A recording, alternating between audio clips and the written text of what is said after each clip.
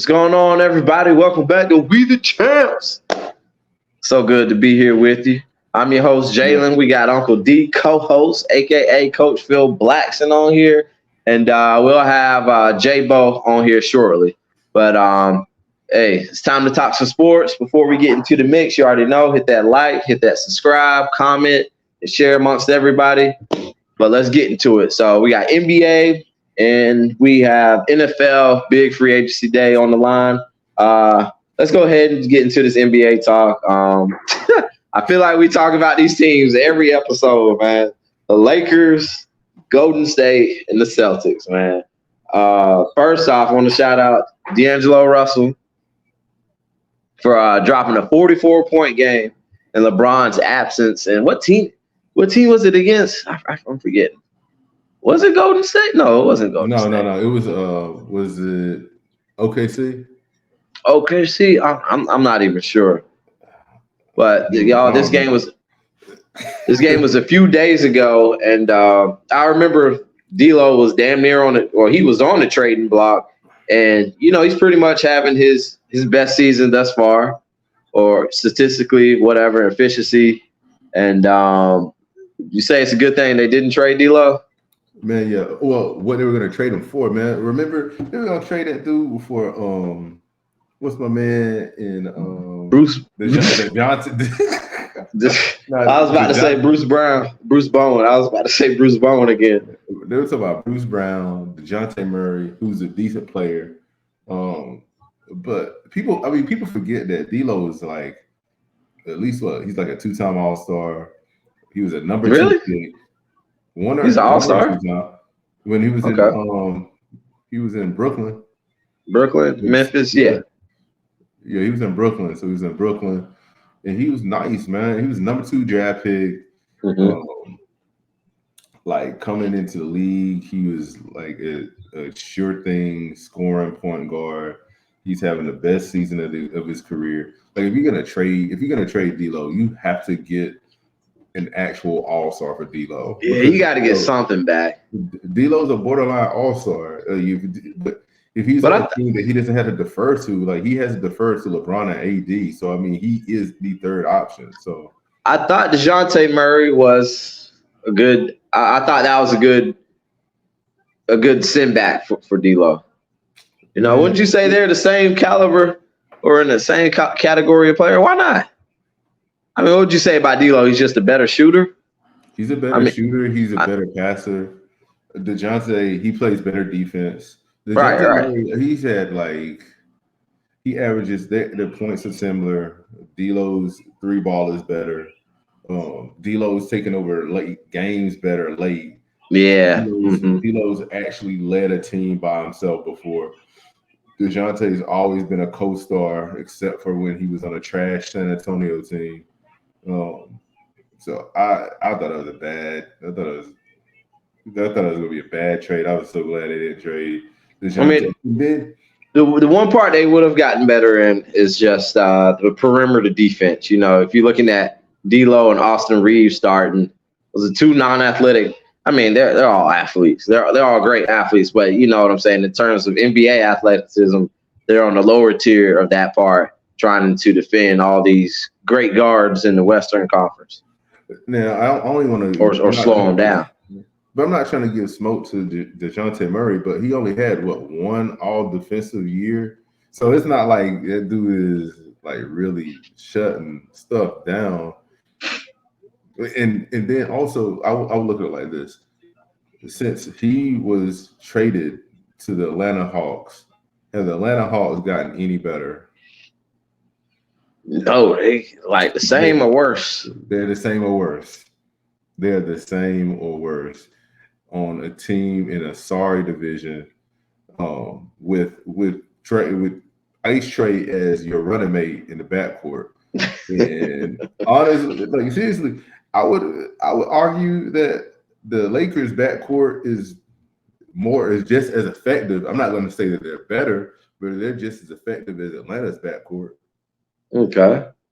So we're saying effective. All right. Now looking at D'Lo again. So like you said, he's bringing out that ability to create shots and make shots late in the game, which is, what the Lakers need. I know we always get on Anthony Davis, like, oh, Anthony Davis ain't do this, Anthony Davis ain't do that. But at the same time, Anthony Davis he's not that kind of player. You know what I'm saying? He can be, you get the toss up to him, quick post move, bucket. Sometimes it doesn't go for that. He's like, he can always play defense. He can always assert himself on the boards and defense. On the offensive side of the ball, he's just more of a flow of the game type of player. LeBron's a lot of the same. LeBron can create for himself and others. But that extra shot maker is big time. And that's what D'Lo has been delivering for the Lakers. He's been playing consistent. Like this season, he's really played consistent. And people don't even realize, like, your boy Austin Reeves, welcome, D'Lo. Yo, actually, what up? They're actually best friends. Mm-hmm. So Austin Reeves and D'Lo are best friends, and so you can see the chemistry when they're on the court together. The ball moves, it doesn't stick. They're able to get everybody involved. Like D'Lo, when D'Lo was dropping 40 points, it wasn't like he was ball hogging and dropping 40 points. Mm-hmm. It was in the flow of the game, and he's not taken away from anybody else. So, shout out to D'Lo, man. I'm happy for him, man, because he is a good player. People act like he's not. Right. All right, let's move on to the Minnesota Timberwolves. So they got two things going on with them. One, Karl Anthony Towns has suffered a torn meniscus. And on the last Hoop Show, we were just talking about how there haven't been a whole lot of significant injuries amongst players. Torn meniscus is a big injury, but it's not the worst. You can get surgery on that. You can come back in a set number of weeks. And also the other thing, we'll come back to that one.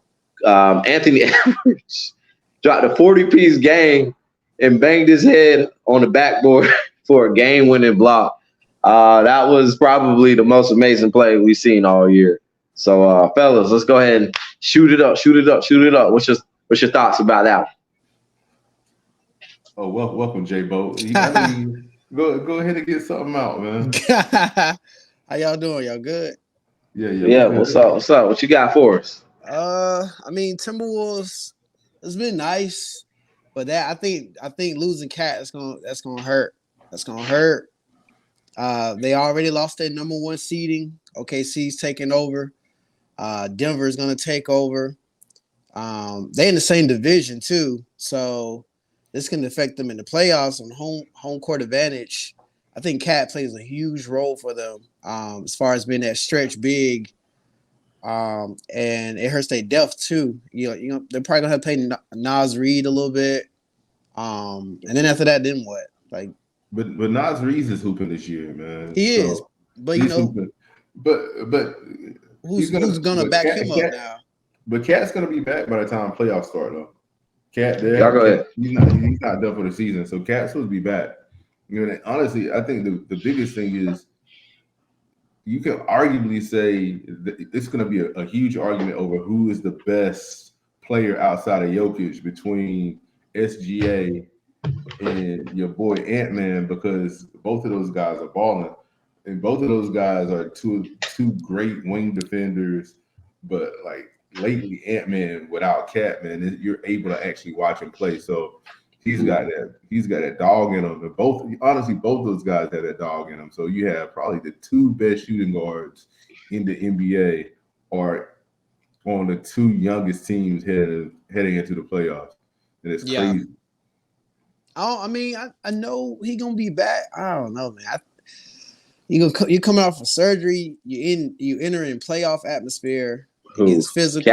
Cat, yeah. All right. So you got to understand the meniscus tear. It's not near as detrimental. Like I had a guy on my football team, my senior year of football, it might have been junior year or whatever. He tore his meniscus in August, first week of August. This man was back damn near the first day of September, literally 3 to 4 weeks back, full healthy and ready to go. So he can make a full recovery like that from it. Well, and we're forgetting, like, you do have Rudy Gobert, who's probably going to win Defensive Player of the Year again. Who when they made that trade, bro, I ain't gonna lie, we was talking trash about that trade. Hey, what the hell? Rudy Gobert's he's a great piece.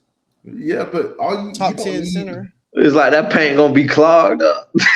Yeah, bro, but we forgot Cat can shoot threes. So yeah, That's what I'm saying. you're gonna miss Cat into the playoffs. But honestly, they're really just trying to be. They're young. They can go to the playoffs. They actually match up well with Denver and OKC just with the size. They're the one team that actually has size with Joker. Mm-hmm. So I mean, Rudy's gonna be out there annoying everybody, playing defense and running into people. He doesn't have to score points. You know what I'm saying? He can if you need him to, but you actually have a center whose sole purpose is to be out there to. You have one that can score, and you have one that's going to be out there trying to slow down Joker. So yeah, that's good. It's a good matchup. Okay. Let's keep it moving. All right. So we discussed this one too, man. This is a popular topic.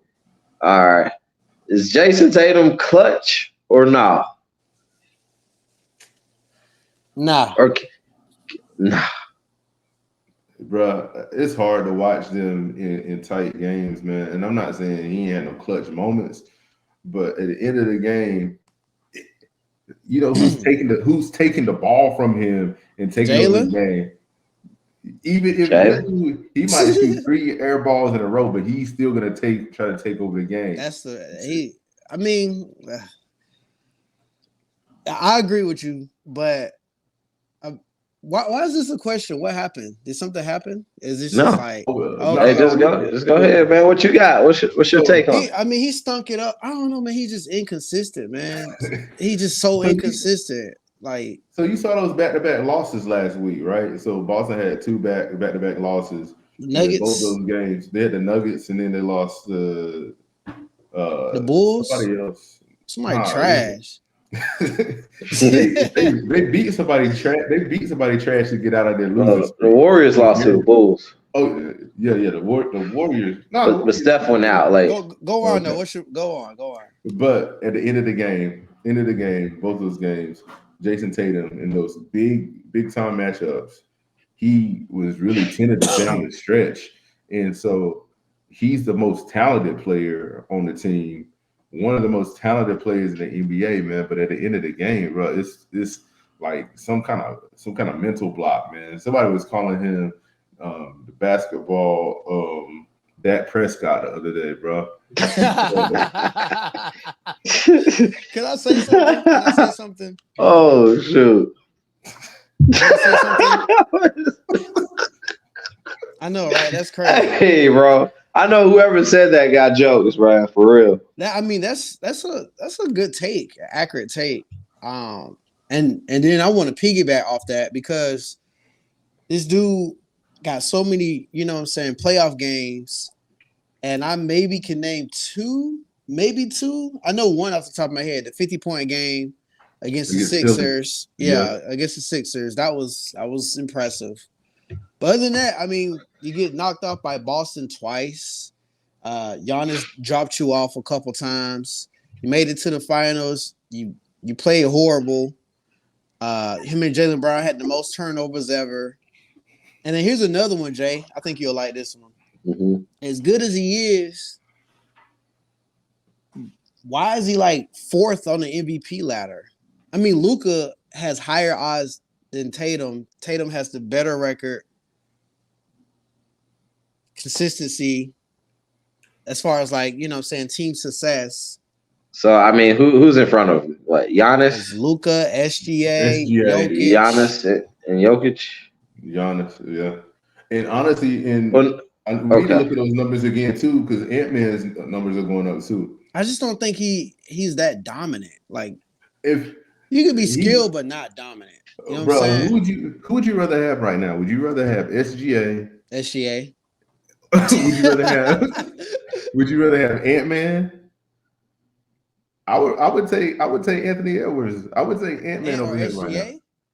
No, I would say Ant-Man and SGA over Tatum right now. Just because of the defense. Because look at the clutch, bro. Clutch moment. But you look at SGA, man.